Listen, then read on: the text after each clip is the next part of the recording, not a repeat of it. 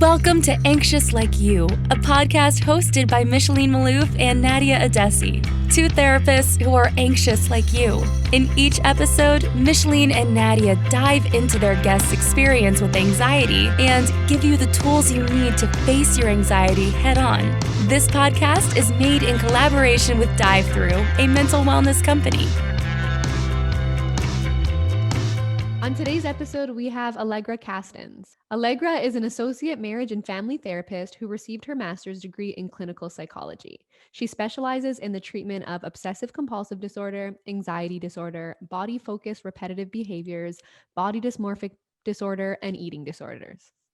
Alegra has a lifetime of experience as a human being. Her passion for OCD treatment, education, and advocacy comes from her own personal experience with the disorder.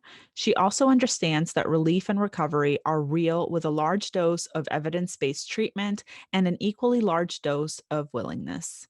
Alegra talks to us today about her personal struggles with OCD and her treatment, which led to her becoming a therapist. And she shares with us today her knowledge about OCD, what it's like to live with it, treatment, and actionable takeaways. So welcome back to Anxious Like You. Today we're speaking with Alegra Kastens, and we are just going to dive right into this interview because I'm sure you guys will be excited to hear it. So Alegra, what motivated you to specialize in the treatment of OCD? Oh, that's such a good question, and it's such a loaded question, but it was really my struggle with OCD that I didn't actually know was OCD for a few years that made me want to get into this field. So it was when I was 19 years old, I started getting these intrusive thoughts, which is essentially just like an unwanted, like pop-in thought that a lot of us get, but they would replay all day long, like all day, every day. And it was of like literally the last thing I would ever want to think about. It would be like naked kids popping into my mind and like pedophilic thoughts, like what if I'm a pedophile? And I was horrified. I had absolutely no idea what was happening because it was just like one day, everything switched. Like I had never had those thoughts before. And then I was working one day at this like retail store. I had one thought and it literally just felt like it was game over. I had thoughts like nonstop 24/7 after that. And that lasted for about, I would say like a year and a half before I had any, like I Googled, why am I having these thoughts, which was like the scariest moment of my life because nobody wants to do that. And I saw OCD online, but I didn't think that it was OCD because everything that we hear about OCD is so different than what OCD actually is. And so it was kind of my experience with like sexually intrusive thoughts, which is actually a really big part of OCD, that made me want to get into this field because I just feel like so many people suffer silently and have no idea that what they're experiencing is OCD. Yeah. Wow. I know that everybody has very individual stories, but as a therapist, something I see all the time is very similar to what you just said of somebody going years without being able to identify that it's OCD and just struggling on their own. And then eventually it getting to a point where it's so overwhelming that they need support or they need to reach out to somebody. Do you remember that moment or what led you to finally call somebody or reach out to a therapist? I had so many of those moments, but I was so afraid because when you have thoughts like that, like my immediate thing was I'm going to go see a therapist and they're going to lock me up. Like there's no way that I'm going to go into a therapist's office, especially like an older white male, and sit in front of them and be like, "Hi, like welcome to my brain. I'm having all of these like naked kids popping into my mind." But I had so many of those moments. Like I remember one time I was driving to the doctor and it was just like a normal like physician doctor. And I kept saying to myself when I was like on the way there, I'm going to tell her that I'm experiencing this. Like I'm going to do it. And I got there and I just couldn't do it. I literally just said I was depressed and I was sobbing and she just thought it was depression. And I had multiple other moments where I thought like, I'm going to have to like go to an actual treatment facility, like not resort, but that's like the word that came to mind right now, where I go there and like stay for a while because I'm not going to be able to live like this. And it was the day that really changed my whole life was I was at work. I used to be in the PR field. So I was a publicist, and one of my colleagues, like she found me crying outside because I would frequently do that at work. Like I was very productive, but it was, I mean, it was so, so painful what I was experiencing. So she saw me crying outside and she literally just like grabbed her phone, called her therapist and was like, I have someone who needs a therapist now. Like, please find her a therapist. And that man called me and he gave me my therapist, Lori, who I've been seeing for, oh gosh, I think it's been 6 years now. And that was literally the moment that changed my entire life. Like literally the course of my whole life was my friend Annie calling her therapist. Oh my gosh, that's amazing. I feel like it's good to get a referral from someone that you trust, because I feel like if you just Google like therapist, everything comes up. And I feel like I mean, it could have gone a million different ways. I could have spoken to someone who thought I was a pedophile, and not like, she instantly knew for a session. She was like, you have OCD, which was fantastic, but it could have gone so many different ways. So I'm so grateful. Yeah. What was it like hearing you have OCD instead of you're going I to jail? didn't believe it. I didn't believe it for so long, because it's like with OCD, the thoughts that you get feel so real because your brain is so hyperactive. Like if you actually look at MRIs of brains, like with and without OCD, the one with OCD is just like lit up. So I was constantly getting all of these false alarms from my amygdala that felt like what I was experiencing was real, even though I knew, like, obviously I knew these are so not me. This is so opposite to anything I would ever want to think. Like, even when I got the diagnosis, I kept being like, but what if it's not? Like what if it's not? And that's OCD also. It's the doubting disorder. So you're going to doubt your diagnosis too. Mm-hmm. Yeah. And you mentioned that online, like it's not exactly what you find online. The OCD isn't exactly the same. Can you talk a little bit about the differences of what you find online versus what OCD truly is? Oh my gosh, of course. So I'm wearing this sweatshirt. It says OCD is not an adjective, because that is literally what everybody thinks OCD is. You hear it all the time. We're all a little bit OCD, or, oh, I'm so OCD too. Like my magazines are organized by color. I love it. And that really leads people who have actual OCD to have no idea that they're experiencing OCD. I thought of it like when I Googled it and it said like, this is OCD. I was thinking to myself, there's no way. Like I imagined going to an OCD treatment center and either seeing people who are like washing their hands all the time, or people who are like lining all of their things up perfectly because they enjoy it. So that's kind of what people like describe OCD as. And it can be contamination based. So a lot of people with OCD do wash their hands compulsively, but the reality is it's so different than like liking to organize something. That's not OCD. Yeah. And it leads to shame a lot too. When you are experiencing OCD on a different level, whether it's sexual, scrupulosity, anything like that. Yes, for sure. Or harm obsessions about like your newborn baby, which is so, so common.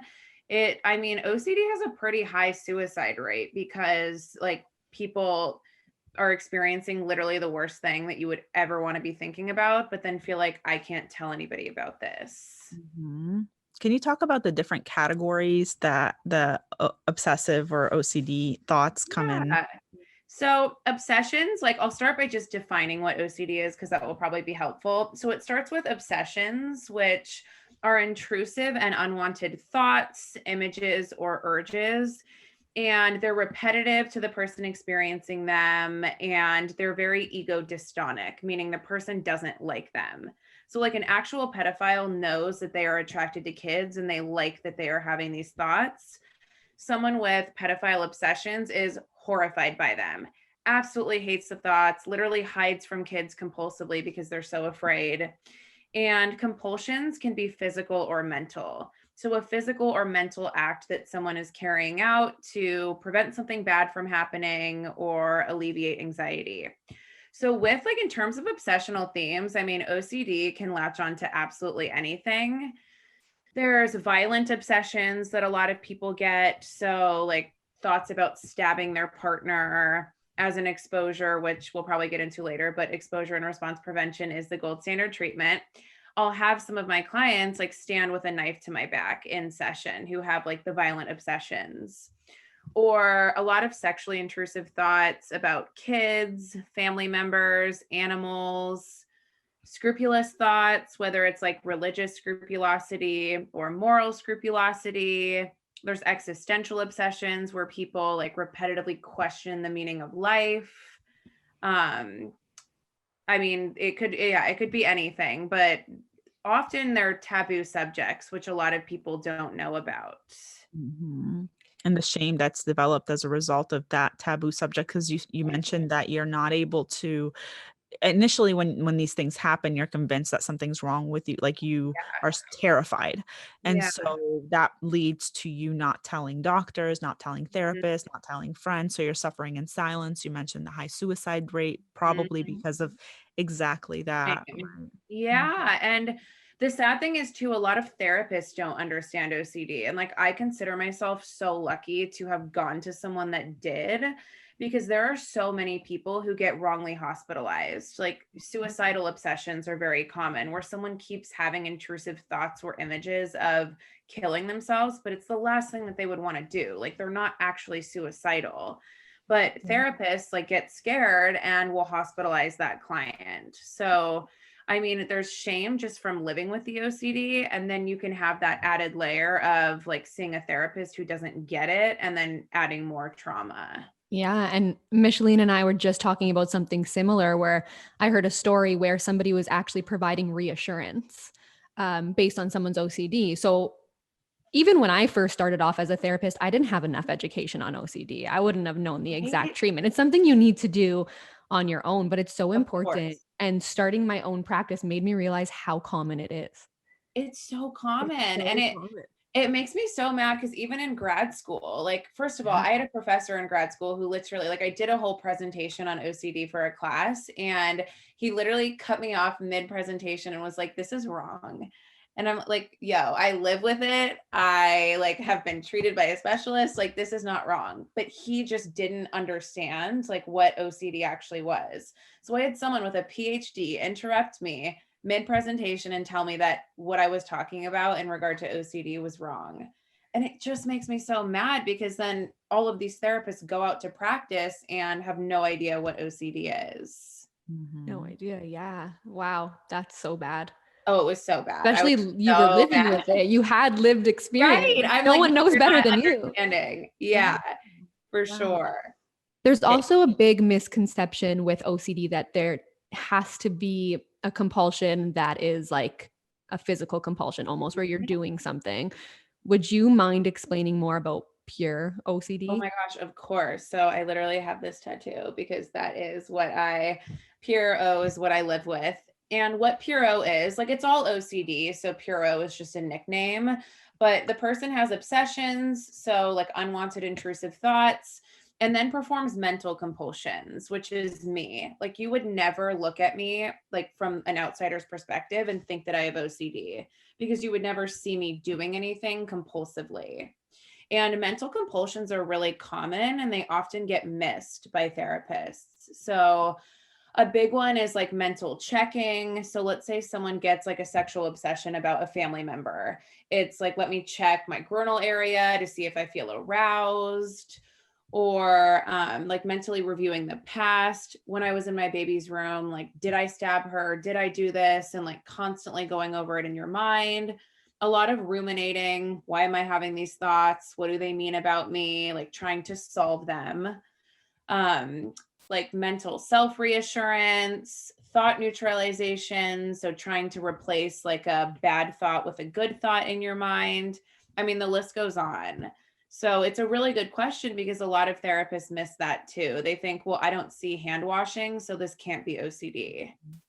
I just wanted to ask, we never really explained why compulsions actually aren't beneficial and actually make things worse, even though that reassurance makes you feel better in the moment. Do you think you can just talk a little bit more about that? Of course. So people tend to think that compulsions work. They think if I just do this thing, I'm going to get certainty about my obsession. So I'm going to have certainty that I'm not a pedophile, or I'm going to alleviate my anxiety. But the thing is, compulsions don't work for a few different reasons. One, like we've talked about, is that OCD doesn't respond to logic.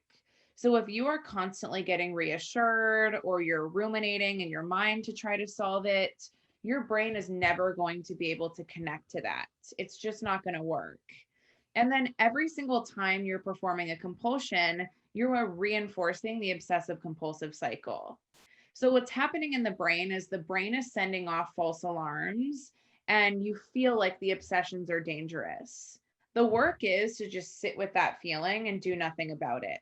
But when you're performing compulsions, you are directly telling your brain that the false alarms are actually real alarms. So it just keeps feeding into that cycle and making it worse. So cutting out compulsions is so important. So you're not exacerbating the OCD, and because it's just a huge waste of time and energy, is what I explain to my clients. Like, it's never going to work. You're never going to have 100% certainty. You're never going to get rid of this thought. Like, you are just wasting your time. Do something else. Do you see a problem with therapists recommending thought challenging with somebody who is experiencing OCD and participating in mental review constantly? Yes, absolutely. So here's the thing. Like, I will, for like at the beginning of someone's treatment, I will go over cognitive distortions. So the person knows that like a lot of the, like what I'm thinking is distorted, but challenging the content of your thoughts, like if it's beyond one session of looking at cognitive distortions, is super harmful, because we can't change the thoughts that we're having. Like, it doesn't work like that. We can't suppress thoughts. We can't push them away. And the more that we try, the more of those unwanted thoughts we get. And not only that, but like the OCD brain can't connect to logic. Like, if someone could have just said to me, "You're not a pedophile," and I said, "Oh, great." So like, I wouldn't have needed therapy and I wouldn't have suffered for as long as I did. So challenging thoughts is never going to be helpful. It's really just feeding into the cycle and making it worse for the person suffering. I really believe that even for anxiety that's not OCD, I am a big criticizer of traditional CBT. Oh my gosh. because of Yeah. that.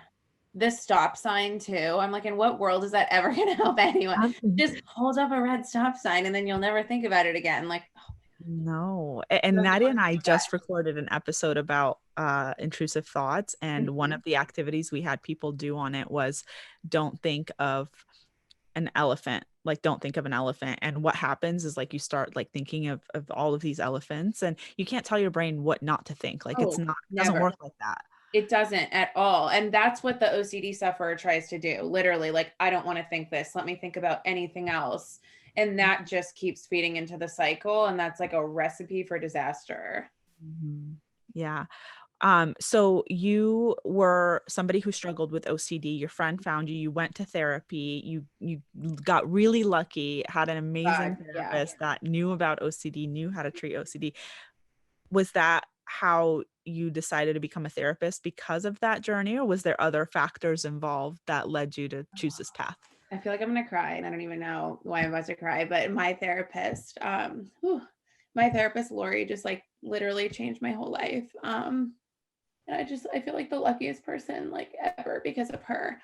So it was her, really. I just saw her before this and I was sobbing too. So,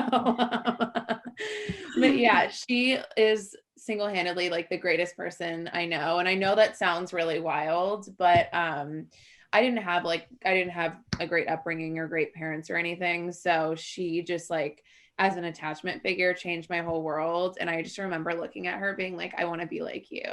And I still want to be like her every session. I'm like, do you think I'm like you? She's like, Alegra, stop. I've had enough of this question. Inspired by a therapist. So yeah, no, she's literally, I mean, oh gosh. Yeah. She changed my world. And I didn't want to treat OCD at first. I was just like, you know what? I love what Lori has done with me. Like, maybe I can be a therapist. And then eventually, obviously, because I'm so passionate about it, I like decided to treat OCD, but I would say Lori was really like the driving force for sure. That's awesome. Is it at all triggering treating OCD, having OCD? Oh my gosh, not at all. I thought it was going to be for sure. That's why I didn't want to do it. Like I thought to myself, like, I've literally had enough OCD in my life. I do not need to sit there all day long and hear about other people's obsessions. But once I got into it, it was kind of just like, I mean, this is just life for me now, you know, like there's nothing that would trigger me, especially having the pedophile obsessions, like any other, not that I don't want to say, I need to rephrase this in the right way. It's all difficult. It's like all OCD is difficult, but I think because I had what I consider to be like the most shameful theme, anything else that my clients come in with, I'm just like, okay, like this is like, it's nothing to me, honestly. Like I would rather have any other thought than a sexually intrusive thought about a child. So nothing my clients come in with like scares me in the slightest. It literally just feels like a day in the life of my brain. Do you self-disclose to your clients that you struggled with OCD? Yeah, not like I try not to like too much, because I don't want to take up obviously space in a client session, but I feel like it really helps, like so they know like I've thought these things, nothing you can say to me is going to scare me. And so they have kind of like a face of like recovery, because I do consider myself to be recovered, however that looks like with OCD. I feel like it is inspiring for some clients. So I do disclose. What does recovery or recovered look like to you? So the way I describe it, and this is for me, I always say like, I don't want people to compare to me because I think recovery is different for everyone. But I would say like from getting nonstop intrusive thoughts, literally, I'm not kidding, all day, every day, it would just be like thought, thought, thought. I will get them today, but it's like 95% less. I feel like, I feel so lucky, which also makes me mad to say that, because why do I have to be lucky that I like survived something so horrible? But 95% less intrusive thoughts. I don't perform compulsions. I do every once and again, I'm not perfect, and then I don't get a lot of anxiety either. In terms of the OCD, obviously I get anxiety about other things, but the thoughts don't bother me. I don't avoid kids. I actually just worked at a daycare, like doing like little therapy things with kids. So yeah, it feels like I feel kind of normal again, which feels odd, but freeing. So my That's question, I awesome. have a follow-up question to that, because I Yeah. know, we just talked about not trying to reduce the anxiety and reduce the Yes. thoughts, right? We're working with them, and we'll Mhm. get into, the treatment and all of that of OCD. But do you find, I think a lot of people, when, they're having these really intense and scary intrusive thoughts, it's hard for them to hear like, okay, what do you mean not stop them? What do you mean like don't do this? And then they hear your story or somebody else's story where it's like, okay, I don't have them as much anymore, and they really want to just get to that point. Mhm. So it gets to the place where it's like, okay, but why am I not there yet? and Yes. and so how do you handle that, and how can we help somebody who is stuck in that process? That is, that's probably the best question I've ever been asked in a podcast interview. So kudos to you. It's such a good question. And that's why like I hesitate to share sometimes, because I don't want my clients to think like I'm doing something wrong. But what I remind them is like, you weren't there and you didn't see me in like the lowest of my low, and I just have to remind them that like I was that person who would fight with like accepting the presence of thoughts every single session. Like I would sit with my therapist and sob like hysterically every session, to the point where she would tell me to chill. And I would never tell a client to chill. So like, this was like a different OCD therapist I saw, but I was like, I fought it so hard. And I tell my clients that too. Like I've been on this journey. I have fought like letting my thoughts be there more times than I can even count, but I had to trust the process. And when you do that, things can get better. So I just kind of try to remind them like where I am now is not where I was. So you can't compare yourself. OCD treatment is hard. It's I think it's so like hard. probably one of the hardest. You're exposing yourself to the thing that is the scariest possible thing in the world to you. Yes. I literally tell my clients that all the time. Like you are such a badass, because it's, in my opinion, one of the worst disorders to live with. And then you have to go through treatment and literally expose yourself to the thing that terrifies you the most. Like, how is that fair? Like you have to hold a knife to your therapist's back, or like you have to like look at pictures of kids in bathing suits, like literally just like the worst thing you'd ever want to do. And the fear. Can you give kind of a general rundown of what exposure response therapy is? Absolutely. So the exposure piece of it is exactly what you just said, like facing your fears head on. Because what tends to happen for people with OCD is there's a lot of avoidance of anything that would trigger an obsession. And the person has this like irrational fear of like facing something triggering. So I don't mean irrational in the sense of like it's easy to get rid of it, but it is pretty irrational. You know, it's like the mom who loves her child deeply is now having intrusive thoughts about stabbing them. So the exposure looks like actually facing your fear head on. And then the goal is to tolerate that anxiety and discomfort without performing compulsions. So that's the response prevention piece, is we are preventing you from performing a safety behavior, whether that's physical or mental. And that's how we like break the obsessive compulsive cycle and rewire the brain.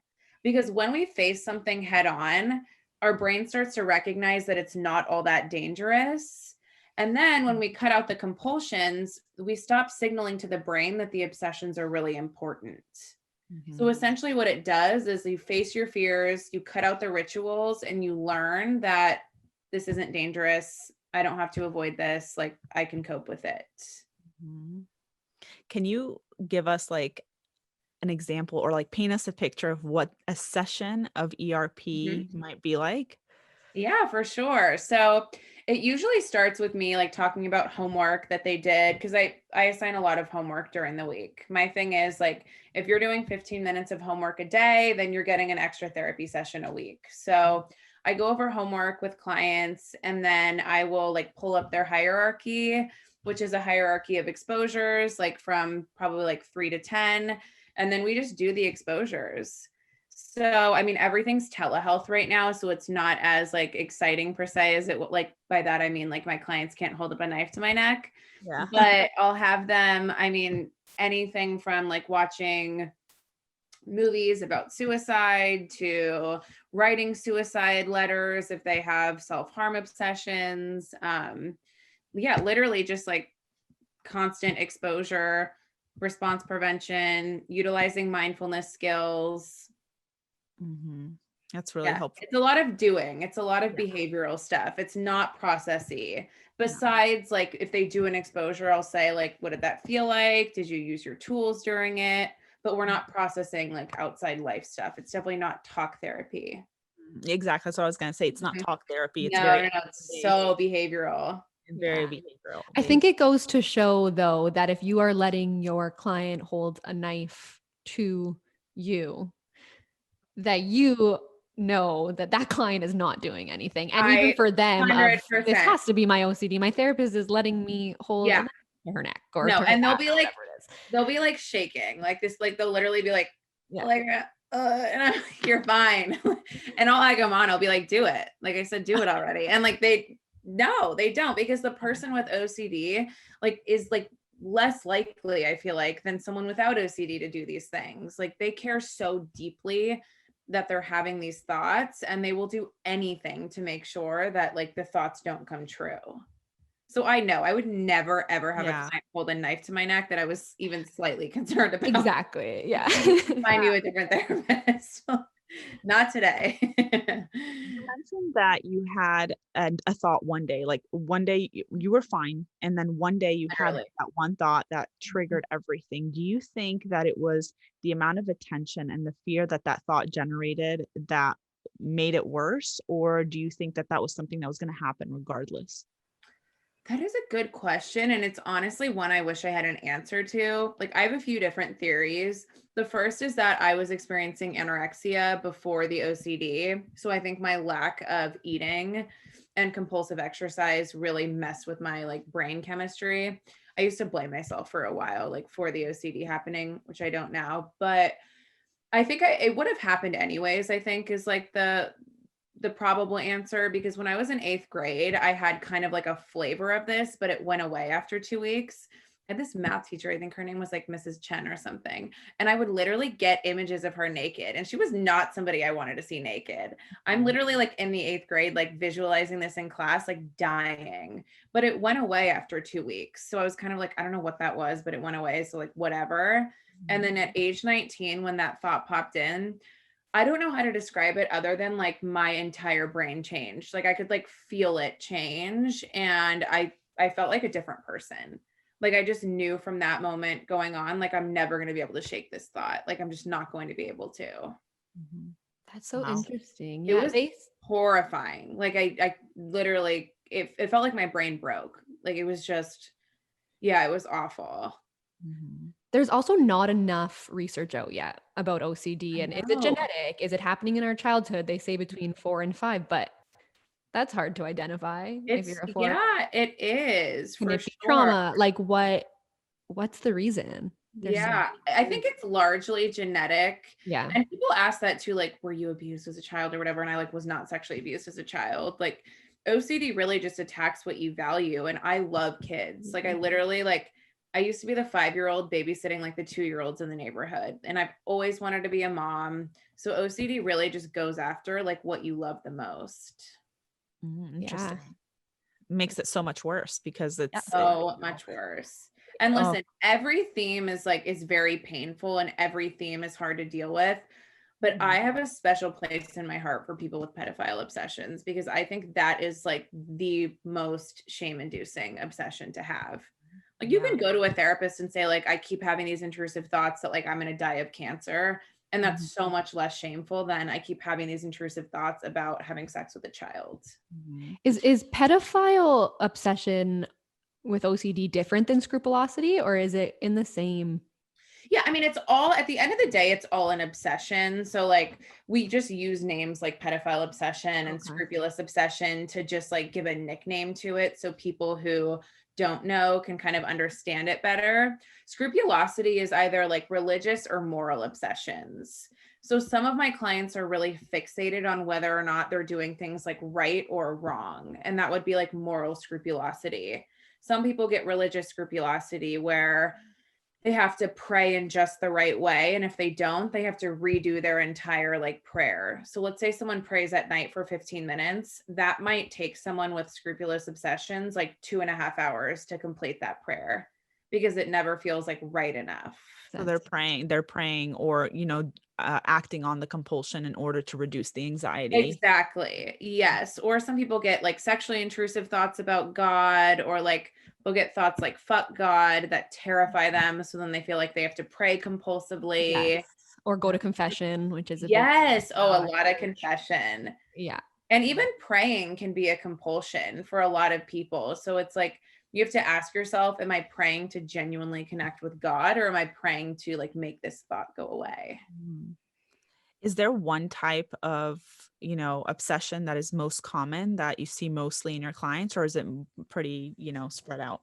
Honestly, I don't know if it's because like I'm open about my own like theme, and I think that I get clients who feel like, okay, I can open up to you because I know that you've had this, but I tend to see a lot of like the more taboo obsessions, like harm, pedophilia, sexually intrusive thoughts. I don't think that they occur like most commonly, but I think that's typically like I get more of those in my caseload.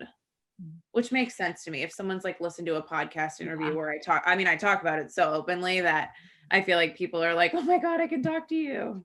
Yeah, Definitely. they connect with you. They don't feel alone, and they're going to be more open to talk to you about it. Yeah, for sure. You talked a little bit about your childhood and, going, when you first started having the thoughts, and you used the word horrific. I want to understand, what is life like for someone who lives with OCD before they've ever talked to anybody about them? What is that? Can you paint us a picture of what that might look like? Oh man, this could get dark. Honestly, like, how do I feel like I don't even have the words to describe it. It literally felt like living hell every single day.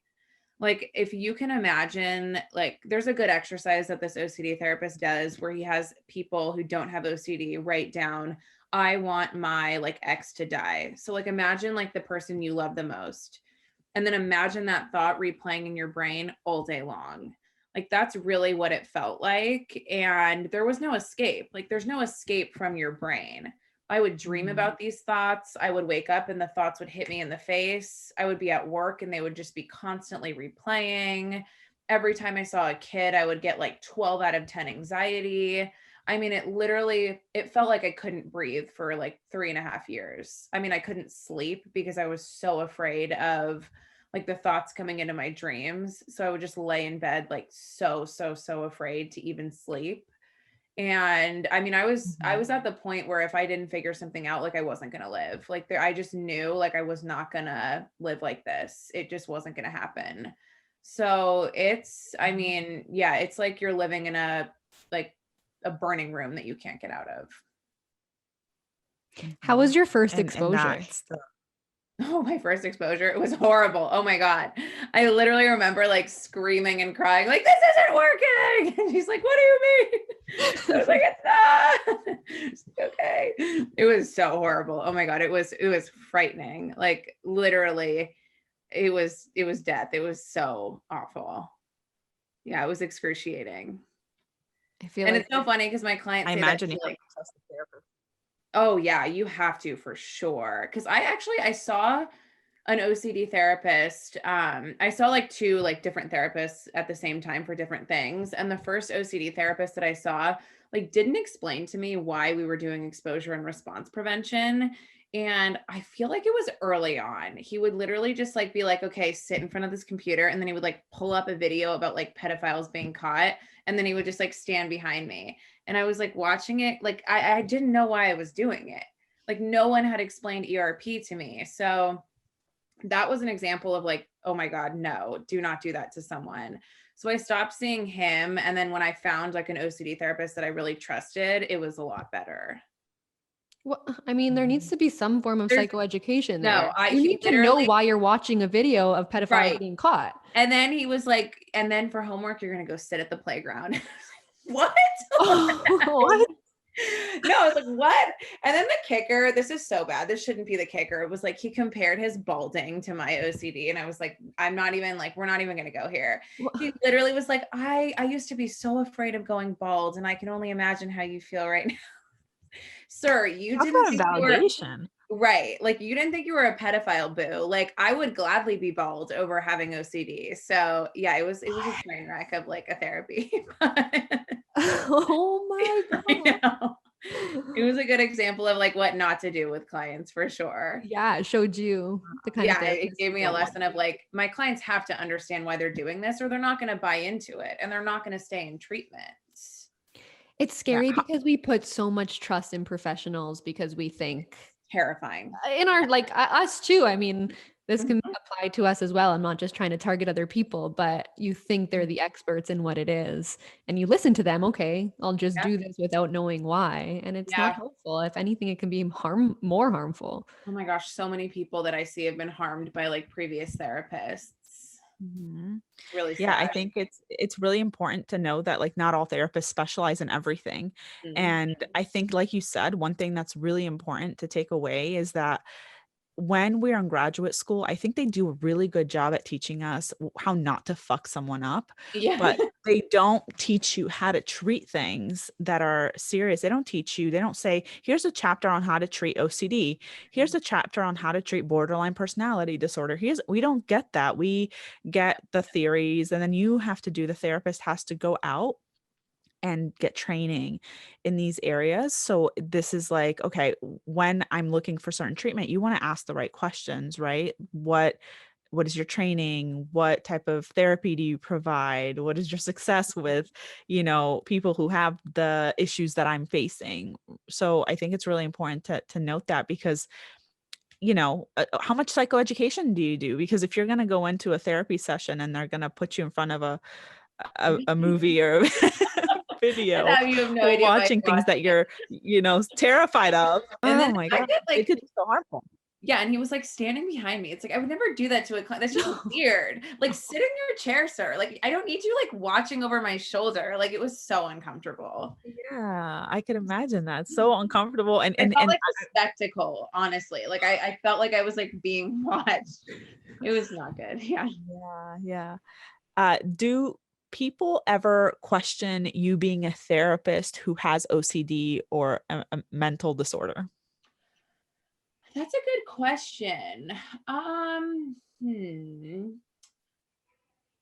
Honestly, I don't think I'm sure like some people out there think it, but no one's ever said anything to me about it. So I've never gotten that directly to me. I could see someone thinking like, wow, I hope she's like well enough to see clients, but mostly I just get like, wow, this is so inspiring that you like are doing this. That's good. Yeah, because we've heard it. I know Nadia made a video on her TikTok because somebody had commented like, oh, a therapist with anxiety, how are you going to help? And I've gotten it so many Uh, times too. Like, how can you have CPTSD and help those with CPTSD or anxiety and help? Like, aren't you like you can't even help yourself? And always. so It makes me so upset too, because I feel like it's like it's hard to help ourselves, but it's so much easier to help someone else. Like it just because we're struggling, which we all do, we're all human, doesn't mean that we can't help someone else. It's so true. Ridiculous. So I have really bad health anxiety and I'll be like reassuring Google and I'll talk to my clients an hour later and I'll be like, don't give in to the compulsion. Don't Google. Like I'm the worst. Honestly, it's so true. Like I could give my client literally like anything, and then it's so hard for me to believe it sometimes. It's just harder when it comes to yourself. And I think people are judgmental of helping professionals too sometimes, for sure. Absolutely. Yeah. What about the stigma associated with OCD?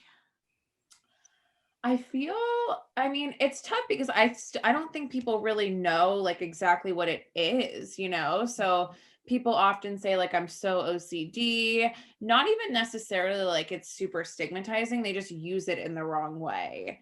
I Yeah. think, you know, when people talk about things like pedophile obsessions, if the person doesn't understand OCD, there's a lot of stigma, you know, they might think, oh my gosh, this person actually is a pedophile. So I think people with OCD, like real OCD, typically feel a lot of shame and stigma, but I don't think the general public knows enough about like what OCD actually is.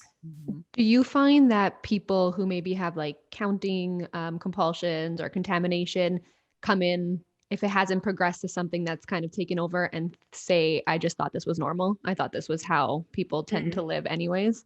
Yeah, I do. I have some clients who come in and say that, like, I never knew that this wasn't normal. Like, I thought, like, existential obsessions, I typically get that with, you know, like, I just thought everyone thought like this. And it's like, it's amazing for them to see that, no, like, this doesn't happen to everybody. Or, yeah, like, I just have to do X, Y, and Z like 50 times. And I thought everyone did that, and everyone doesn't do it. Yeah, it's almost like there's a power just within labeling it as OCD. Oh, so much power, for sure. I feel like a diagnosis can be life-changing. Right. Yeah. That's really important. And okay, so we know that diagnosing can be really, really powerful to get people to feel like they're not alone or to understand their cluster of symptoms. But I'm wondering because I get this question a lot on my videos and posts, like I don't have access to a therapist. I don't know how to get diagnosed. I can't get diagnosed because of this. What advice do you have for someone out there who may be struggling with OCD but doesn't have access to mental health or other resources? Oh man, that is such a hard question because I'll get DMs too, like, is this OCD? And it's like, I can't diagnose you via Instagram.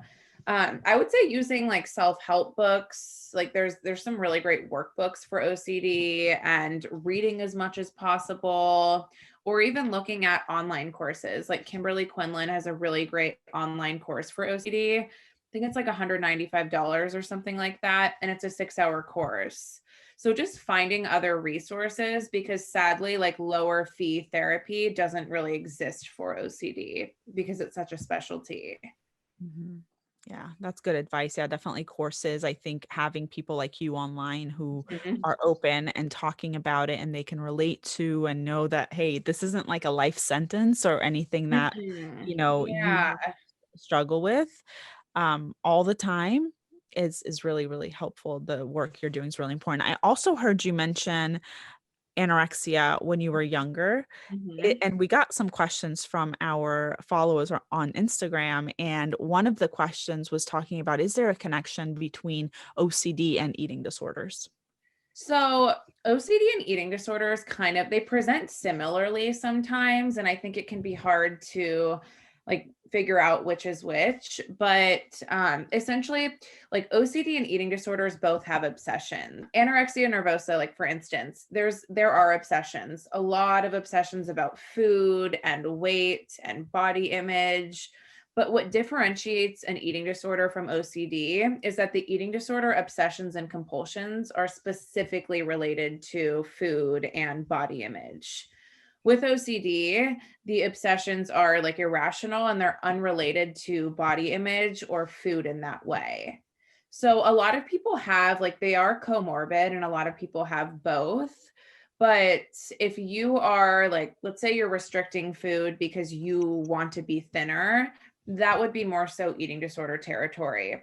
Whereas I will get clients who restrict food and are underweight because of their OCD, but it's more of a magical thinking thing. Like, if I eat this food, something bad is going to happen. And it has nothing to do with the way that they look.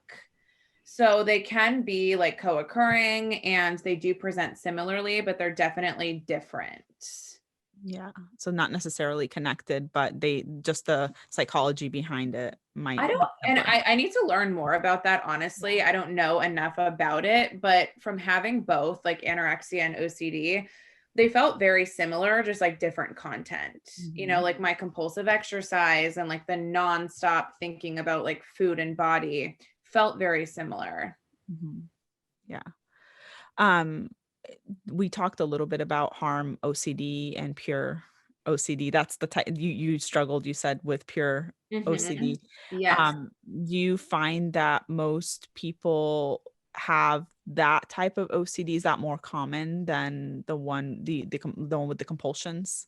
So, well, pure OCD, there are compulsions. They're just mental. Yeah. So at the end of the day, like, it's all OCD. But in terms of like obsessions and mental compulsions, a lot of people do have the mental compulsions and not physical compulsions. I don't know exactly like, you know, a percentage per se, but I think a lot of people go undiagnosed because they have mental compulsions that aren't seen by a therapist. Yeah, but it's all OCD. It's just like nicknames essentially. I think sometimes people also don't even recognize what a compulsion can be. And then for sure. even in treatment, I find like a month or even a little bit later in, I'm recognizing, okay, this is a compulsion. Maybe it's just nothing you realized or you weren't able to put the two things together because it wasn't so obvious. Yeah, like, but I even think they go avoidance. unnoticed. Yeah, avoidance is a compulsion. Reassurance seeking is a compulsion. So there are so many compulsions that people wouldn't think like are compulsions. There's so many hidden ones. With Scrupulosity, I find that like a lot of the times people will be rewriting their morals or rewriting their values, or I'm not the person I used to be anymore and I strive so hard not to be that person. I'm like, well, sounds like it sounds a compulsion. Totally. So your golden treatment or what you would recommend is exposure and response prevention for sure. That should be like 90% of someone's treatment. Things like mindfulness and acceptance and commitment therapy are good, like adjunctive treatments, but exposure and response prevention should be the go-to. Not talk therapy, nothing talk therapy related for OCD. Yeah, I think talk therapy, as we get more research in terms of like a lot of mental health disorders, is, you know, it's going to change in the future, I think, as we get more research. And for sure, therapy is the gold standard for OCD. Is there a database where people can find therapists that specialize in ERP? Yeah, so there's a foundation called the IOCDF, and if you go to iocdf.org, there's a find help directory. So you can look up specialists in your area via that. Thank you. That's really helpful. Yeah, I didn't know that. Yeah, I will say I don't know that they fully vet all of the therapists. I think a lot of them are true OCD specialists, but even if you find someone on that website, you've got to ask, like, do you specialize in ERP? Give me examples of cases that you've worked with. How would you treat me? Like, you have to ask all the right questions still. Absolutely. Consultation at the beginning over the phone is still very, very important. Yes. No matter what you choose. Yeah. What advice would you have for people out there that aren't really sure if they should seek help, or maybe they just want to try something on their own? Is there anything like a tip or something that they can try at home to kind of help themselves with OCD? Honestly, acceptance. That is like the thing that I preach, and that is so important with OCD. And really by acceptance, I mean allowance, allowing your thoughts to be there and allowing your feelings to be there. That is game changing for like living with OCD, because naturally with anxiety, we want to push it away. We think, oh gosh, this is horrible. I don't want to feel this. But the more we push it away, the more anxious we are. If you can really just allow your thoughts and feelings to be there without paying attention to them, your life is going to change. Yes. So And it's way easier said than done. So. Oh yeah. Oh yeah. It's like, how do I accept something? I don't want to accept this. This is so scary. But really acceptance isn't about saying, oh, it is what it is. I guess I just have to accept that my life is shitty. It's really about accepting that the thoughts or whatever's happening right now in this moment is happening and not denying it or trying to push it away, and really more like turning towards it. Right. And yes, exactly. And being there with it. We're leaning into it instead of like running away from it. Exactly. Which is exposure in itself. Yeah. Right. Absolutely. Exactly. So important. Actually, it's funny because I have a story. My husband has high anxiety. And there was one time when a dog scratched him accidentally. Like the dog came up to him and like his nail kind of just scratched him a little bit, and he came home because we don't know the dog. We know that they're neighbors, but we don't know the dog. We don't know them. And he, like, I could see him pacing around the house, and I'm like, what's going on? And he's like, the dog scratched me. Like, what if it has rabies? I'm like, oh, yep. Domesticated dogs don't have rabies because they're house dogs. Like, they're our neighbors. You see them with the dog all the time. The dog didn't bite you. Didn't draw blood. Like it was literal scratch. And he couldn't sleep. The next day, he goes to the neighbor's house and asks to see for the rabies. No. The rabies. Yes. And I try to convince him not to. I was like, please don't do this. This is going to make things worse. Like, please don't embarrass us. and then he went again. It didn't stop there. He went again the next day because he was like, I don't know if I really saw it. Wasn't good enough. That's what happens. Yes. Reassurance is never going to work. It may be for 5 minutes, you feel better. And then your brain goes, oh shit, what if I didn't hear that correctly?